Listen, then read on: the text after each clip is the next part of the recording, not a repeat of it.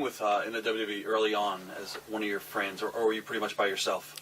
Gosh, I've always been by myself. I suck socially. I have nothing to talk about.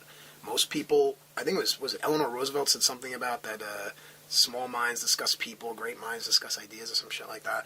I didn't want to sit around and commiserate with all the people there. Johnny Parisi and I were kind of cool with one another, and I knew a few of the guys from the Indies and WWE, but I was really always kind of by myself, and I think people took that to be that I was cocky. It wasn't. It was just because I was so damn fucking weird. And then Tommy Dreamer and Edge became my friends, and I became quasi-normal. Now, it was rumored when you first came into the company you had rumors. You had a lot of heat on you, and I guess Chris Benoit moved your bags out of the locker room. What was that all about? It's not accurate. All right, everything you read on the internet is not true. Are you serious? I'm 100% true. I didn't know about that. Yes. Oh. Don't get me started. Some things I said were misinterpreted. I believe I said something to the effect of, the original plan was for me to be on both Raw and SmackDown during the time of the brand split, and to do commentary for both shows, and to be this wise-ass, heelish, teachery kind of guy. And I had went from Raw to SmackDown, and I made the comment that it was kind of like going from college to high school.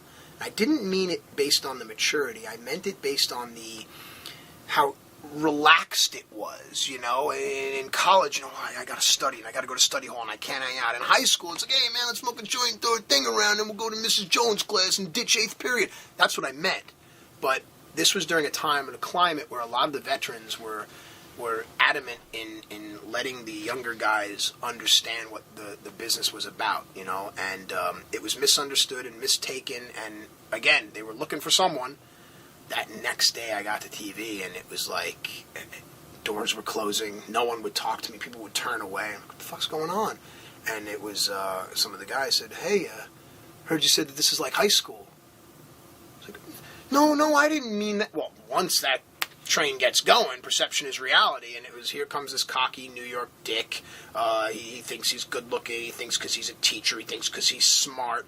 And I understand why it was done, but I also understand that there's a lot of insecurity in people that if they don't like something about themselves, they don't understand something, they lash out at it. You know, I mean, that's throughout time. That's what we've always done. We've always bombed countries that have things that we don't, or things we don't understand about them. That's war. So I had to go through all that. And Chris Benoit in Reno, Nevada, everyone was down at the bar, and he was this close to me, reading me the riot act in front of everyone. I mean, fucking screaming at me, and I'm just standing there going, like, holy shit. And there was a gift shop that stayed open, and Chris went to the gift shop. He said, come with me. It was just me and him. Fuck. Chris Benoit is going to, eat my face. And all of a sudden, he closed the door and he said, listen, I've got to make an example out of you. He says, I think it's great that you left teaching to come here. It shows passion for this business. But I need to make an example out of you for all of them. So when we're in front of everybody, I'm going to lay into you whatever, but I promise you I'm going to help you. Okay, tough love. I get it. And what most people saw was Chris being hard on me. What they didn't see was, I lived in McDonough, Georgia. Chris lived in Atlanta. He would call and text me all the time, ask me if I wanted to go work out, or he would watch my matches. But he would only pull me aside when it was just him and I, because I had to be the example. And I'll never forget that. And I'll also never forget that Chris said to me, he said, listen, I need to set an example. You have to earn your way into the locker room. That's what we're really trying to do here, okay? So for right now, you can't change in the locker room. Okay, cool. I would find janitor's closets. I would find stairwells. And I actually kind of liked it because I'm a loner. I kind of liked my own little space, you know? I could fart in peace and not have to worry about it. But I remember at one live event, I was changing in a janitor's closet. And this was during the time we would take draws against our salary. So you would always take a couple of $100 to have some money on the road. And I was changing in a janitor's closet, and I went back into my bag, and my money was gone. And I went to Chris, and I said, hey, listen, I think the janitor did it. I don't know, but can I just kind of keep my bags kind of just like right here? And, oh, fuck, you got your money still? And Chris, do you want me to, I'll give you the money, whatever. I was like, and that shows you what kind of guy he was underneath all of that. All right, you can keep your bags in here. And someone overheard that and went to Chris and kind of politicked and said, I don't think his bag should be. And there was an underneath guy, and Chris said, yeah, you know what, you're right. It sets a bad example. I don't care. Get your bags back out. And, like, he kind of looked at me and almost with his eyes was like... Right. So I knew what he was doing, you know, and I had to earn something. So as the head of the snake goes, all the sheep would follow. Now all of a sudden, no one's my friend anymore, and everyone thinks I'm an ass, and everyone goes stooges shit off to him that I did, whatever. What they didn't know was they were burying themselves, because he would come back to me and say, you know, Wrestler X stooged off that you did this. They fucking hate him. He'll get his. Don't worry about it. So I knew what was going on. It was weird, but I knew the role that I had to play there. And it was guys like William Regal that would actually, in front of everyone, say, I've got no problem with him at all. I get on with him just fine. And you would see these sheep go, Benoit Regal, whose ass should I kiss? I don't know what to do. Oh, my God. You know, and it was Triple H that, and I've said this before, Hunter didn't ever even need to talk to me. He's Triple H. And it was Hunter that pulled me aside and said, hey, man, you know, I know you got a lot of heat and stuff here, but let me tell you something. You can bump, you can sell, and you can talk. You watch. These fuckers are all going to want to work with you. You watch. You just keep fucking with, you know, when Sean and I were here, man, we all had fucking heat, man. But you know what? It's guys like us. And for him to endorse me in that small thing, he probably doesn't even remember it. For William Regal to just say in passing, I get on with you just fine, it gave me confidence. And then I started to go out and have good matches. And it was Tommy Dreamer that said to me, listen, man, you're never going to be champion of the world, dude. But you can bump and sell your ass off. That's how you're going to get over. If you go out and make everyone's shit look good, you're going to get over. And that's what I did.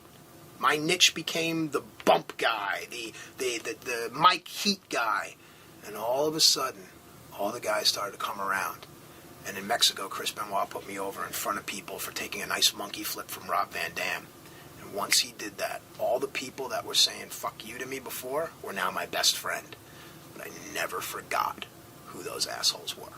And that's fine. You do what you got to do to get over. That's a long tirade, but that was the truth of the story. JBL review at all?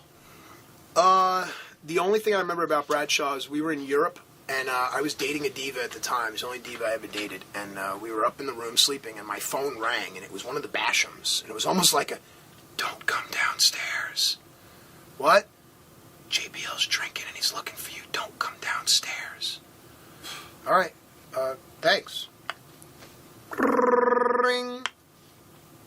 JBL wants you downstairs. You just told me not to go downstairs. Yeah, I know. I'm laying there, and the girl's laying there next to me, and she's like, what are you going to do? I was like, you know what, man? I've gotten my ass kicked plenty in my life. Fuck it, let me go downstairs. Let me fucking go down there. I mean, what's the guy's going to beat me up? He's going to beat me the fuck up. I don't care. So you stay here, please. I went downstairs, and JBL's sitting there holding court, drinking, and all of his minions are around him, and I kind of just come, and I sit down, and I said, you know, I heard you wanted to talk to me. You know, not tough guy, but, you know, whatever. And before he started saying anything, the girl that I was dating comes walking down. So you're going to get me fucking killed here. And she said in front of everybody, if you're going to go through this, I'm going to go through this with you. I thought that was awesome. I really did. I mean, you feel like half a man to be, you know, berated in front of your girl, but she's, I'm going to sit here with you. Right. Which was cool. And Bradshaw's drinking, and he's going on and on and on, and he's... The big thing was, are you a piece of shit? No, I'm not. Oh, so I'm a liar then? No, you're not. Oh, then you're a piece of shit. No, I'm not. Oh, so I'm a liar then. And it went on and on and on, and I just kept giving the same answer, and then finally he says something like, oh, you think you're big, whatever, because you're dating some piece-of-ass diva? Or something like that, and I was like, John, with all due respect, and I respect you, this has nothing to do with her. Well, yeah, I'll go outside, I'll kick your ass right now. And he says that, and I thought, to me, okay, here's what I came down for. This is the lumps. Beat me up, I'll go back up to my room, and everything will be fine. So I didn't realize he didn't get up, but I did. So it looked like I was the one that was in the fight. And in my head, it's, you're 6'9" and the toughest Texan in town. Of course you should kick my ass. But if I get one fucking lucky punch, or you slip and fall, I am the king of the world. And he didn't get up. I don't know if it was because he was too drunk. I don't know if it was because he didn't want to hurt me, because it's not a fight. It's, you know what I mean? He'd kill me. But he didn't get up. And right there, it was like that moment where everyone was looking around like, it looked like I was standing to fight and he wasn't. Right. And I was going to let that, hey, think whatever the fuck you want. Cool, yeah. And he just sat back in his chair and didn't say, hey, fuck, you're not fucking worth it. Okay, cool. It's okay if I go upstairs now? And I mean, I'm shitting a brick. And I go upstairs or whatever, and I remember the next day at TV, I went to Undertaker because he's the dean. Right, he's the locker room leader. And I never had any direct heat with him, but what people told him that he respected, he was going to start to pass an opinion. I said, listen, I've never really spoken directly to you and said my piece to you. I just want to let you know that if I said or did anything wrong, I'll work my way out of it. And Taker said, well, I got to tell you, I really respect the fact that you came downstairs last night and you know, sat in the fire of JBL. So in retrospect, it was the right thing to do to go downstairs. And I think that's the first inkling that the dean or the locker room leader had about who I really was versus who everyone was telling him I was. Because gossip and hearsay are everywhere, but until you get to know someone, walk a mile in a man's shoes. And that's where I think shit started to change. But I don't think John ever liked me. And again, I mean, John Bradshaw paid his dues to be in this business. He rode around with guys like Dick Murdoch, and for a little kid from Queens, New York, to get into the business, I'm sure a lot of the old guard may have felt that was something that shouldn't have been the case. So for whatever reasons, and it's weird because John and I have a lot of things in common.